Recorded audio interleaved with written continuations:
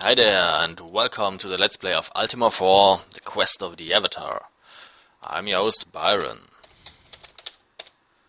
Oh, yeah, well, more like that.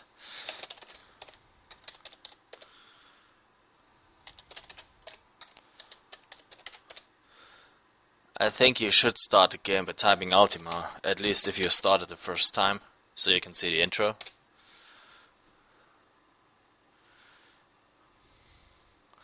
Well, as the number tells you, Ultima IV is the fourth game in the Ultima series. And although Ultima 1 and 2 and 3 were quite good games, Ultima 4 surely brought the whole series to a new level by introducing the philosophy of the Avatar, the 8 virtues and stuff. That's really what makes the Ultima series something special. Okay, let's initiate a new game here. By what name shall thou be known in this world?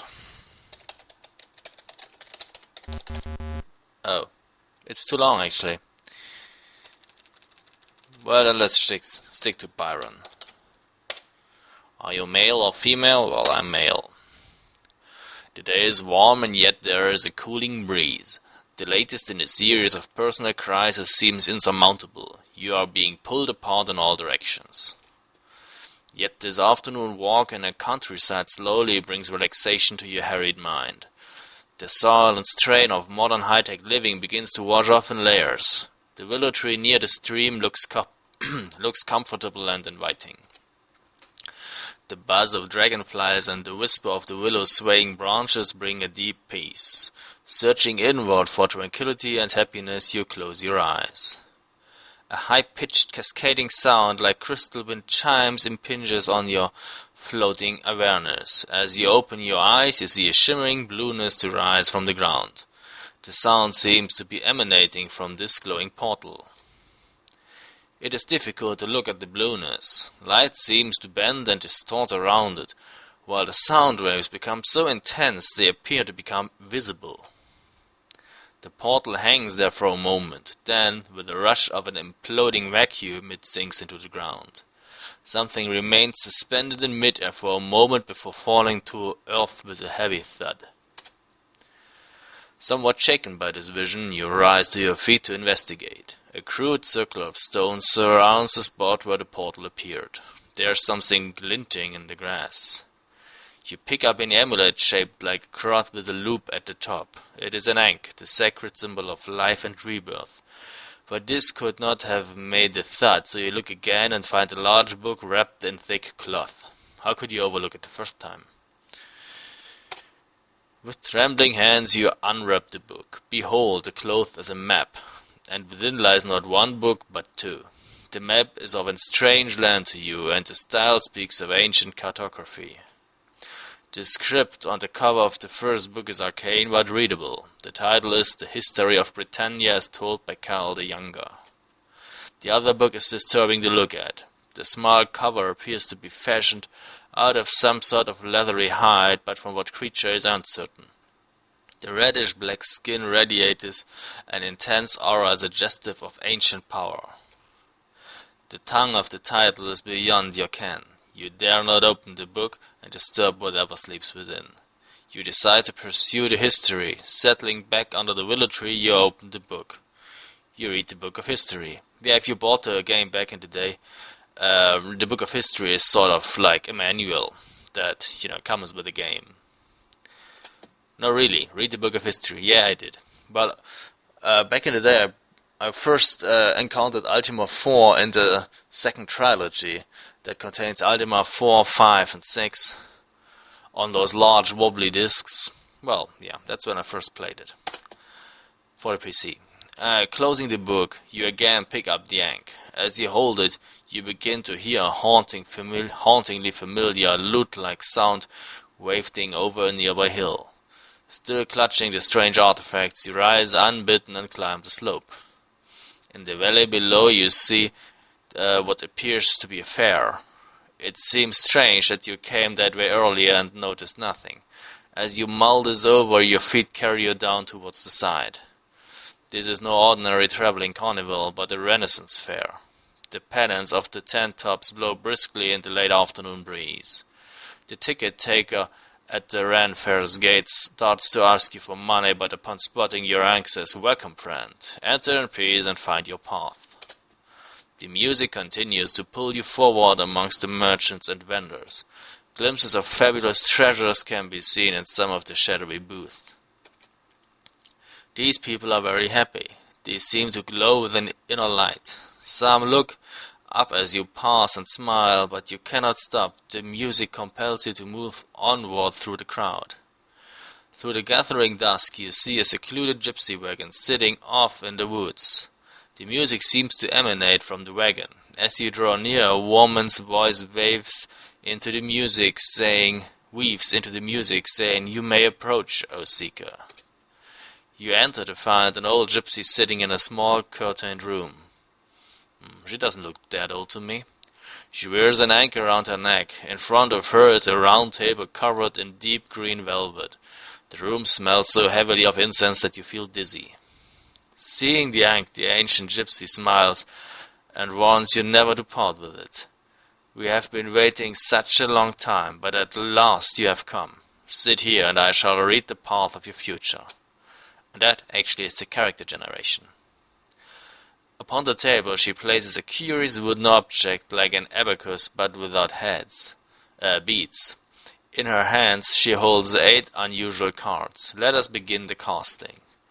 The gypsy places the first 2 cards upon the table. They say they are the cards of valor and honor. She says, "Consider this."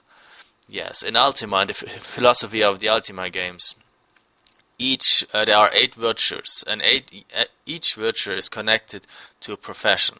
Valor is connected to the profession of the knights. Honor is connected to the profession of the paladin, for instance. So if you would, prefer valor above all the other virtues, you would create a fighter. If you would prefer honor above all the other virtues, you would create a paladin. Yeah, this is how it works. And now she asks you a question, you have to choose between a valorous answer and an honorable answer. And thus, defining your profession, your class. Consider this. During battle, you are ordered to guard thy commander's empty tent. The battle goes poorly, and thou dost yearn to aid thy fellows. Dost thou A, valiantly enter the battle to aid thy companions, or B, honor thy post as guard? Well, the tent is empty, isn't it? Well, I would aid my fellows. Valor. The questions also, the answers also somehow define your stats a bit. The gypsy places 2 more of the cards upon the table. They are the cards of justice and sacrifice. She says justice is considered to the druids and sacrifice is considered to the tinkers, I think. Consider this. During a pitched battle, thou dost see a fellow desert his post, endangering many. As he flees, he is set upon by several enemies. Dost thou A, justly let him fight alone, or B, risk sacrificing thine own life to aid him? Let him fight alone. The gypsy places 2 more of the cards upon the table. They are the cards of compassion and spirituality. She says, consider this. Yeah, compassion goes with the bards and spirituality goes with the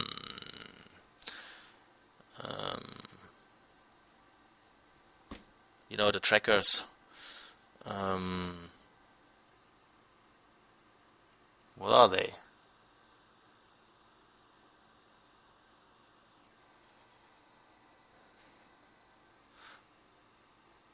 Now I can get it.